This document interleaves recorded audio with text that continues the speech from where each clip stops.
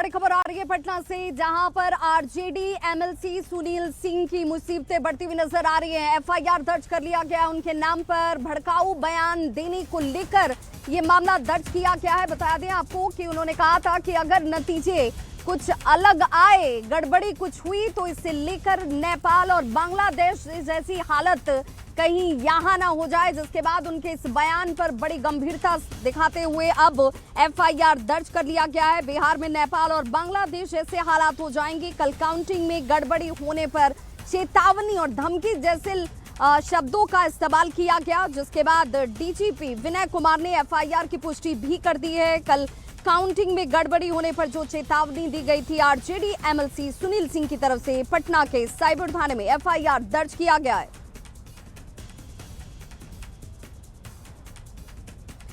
तो इस वक्त ये बड़ी खबर जिसमें सुनील सिंह के ऊपर अब देखिए इस तरीके से कार्रवाई, जिसमें एफआईआर दर्ज कर दिया गया है। नेपाल जैसे हालात होने की उनकी तरफ से धमकी दी गई थी। डीजीपी विनय कुमार ने कहा कि ऐसे बयानों पर गंभीरता हमेशा से दिखाई जाती है और इस बार भी दिखाई जा रही है, जिसमें ये कहा जा रहा है कि भाई अगर ऐसे बयान आएंगे, भड़काऊ बयान दिए जाएंगे तो एक्शन भी होगा। एफआईआर दर्ज कर लिया गया है।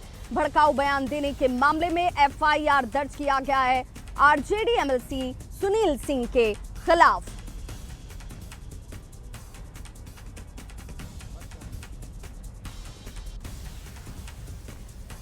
तो देखिए जिस तरीके से, हालांकि एक तरफ दावा महागठबंधन ये कर रहा है कि कल की सुबह बदलाव की सुबह होगी, कल जब मतगणना शुरू होगी मतपेटी से, जब वोट वाला निकलेगा तो वो हमारे पक्ष में होगा। लेकिन उस बीच आरजेडी एमएलसी की तरफ से इस तरीके के बयान के सामने आने के बाद अब इस पर सियासत भी खूब तेज हो चुकी है। इस पर सियासी भड़काऊ बयान देने के मामले में अब एफआईआर दर्ज कर लिया गया है सुनील सिंह के ऊपर। ये कार्रवाई इस वक्त इनके इस बयान को लेकर, क्योंकि ये मानकर चला जा रहा है कि ऐसे बयान के जरिए वो धमकी देने की कोशिश कर रहे हैं और उनका ये बयान जो है वो भड़काऊ है और इसीलिए ऐसे एक्शन की उम्मीद की जा रही है। संवाददाता अमित हमारे साथ इस वक्त ज्यादा जानकारी के साथ जुड़ गए हैं। अमित, ये बयान वो भी एक ऐसे नेता से, एक ऐसे एमएलसी से जिनके पास तजुर्बा भी है, उन्होंने कई चुनाव को देखा भी होगा। ये बयान क्या हताशा का बयान है, निराशा का बयान है? क्योंकि लोकतंत्र में तो इसकी कोई जगह है नहीं। देखिए, ये हताशा और जो निराशा है उससे इतर ये बरबोलापन का बयान है, क्योंकि सुनील सिंह जो है वो अपने बरबोलेपन के लिए जाने जाते हैं।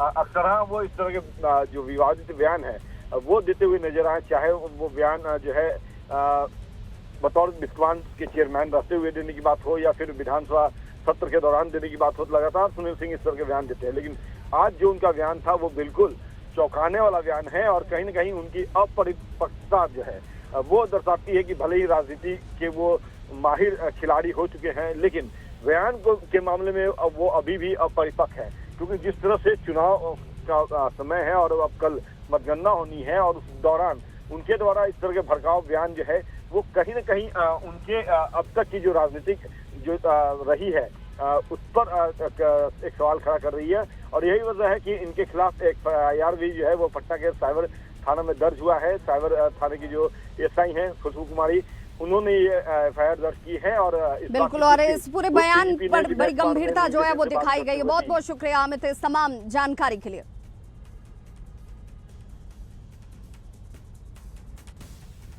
और बीजेपी के राष्ट्रीय मंत्री हैं ऋतुराज सिन्हा। ऋतुराज सिन्हा ने इस पर जोरदार तरीके से पलटवार किया। उन्होंने कहा है कि भाई ऐसे बयान की लोकतंत्र में कोई जगह नहीं है।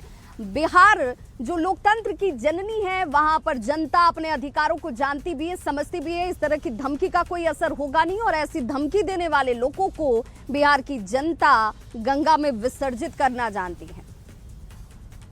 माननीय एमएलसी साहब ने हद पार की है। उन्होंने कहा कि अगर कल के बिहार के चुनाव का परिणाम उनके पक्ष में नहीं आएगा तो यहां नेपाल और बांग्लादेश जैसा तख्ता पलट का प्रयास करेंगे।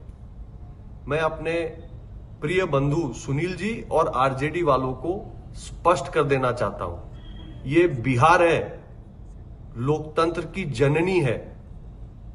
यहां पर लोकतांत्रिक व्यवस्था को चरमराने का कल्पना भी मत करिएगा। नहीं तो जड़ से उखाड़कर विसर्जित कर दिए जाएंगे गंगा जी में।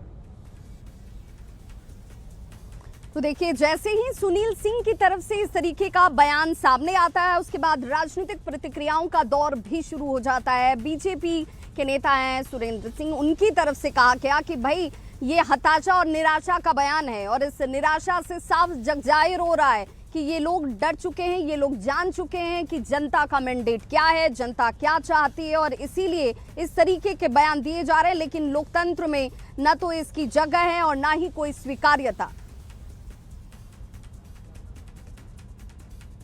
नाट है, इस तरह के बयान से बचना चाहिए। और ये हिंदुस्तान है, कश्मीर से कन्याकुमारी तक है, ये नेपाल या बांग्लादेश नहीं है। और दूसरी चीज़ है कि अब सुनील जी पता नहीं कब से क्रांतिकारी बन रहे, क्रांतिकारी भाषा बोल रहे हैं, नक्सल बन जाएंगे। अपना दम नड्डा साहब आते तो बतासा है, भोजपुरी में कहावत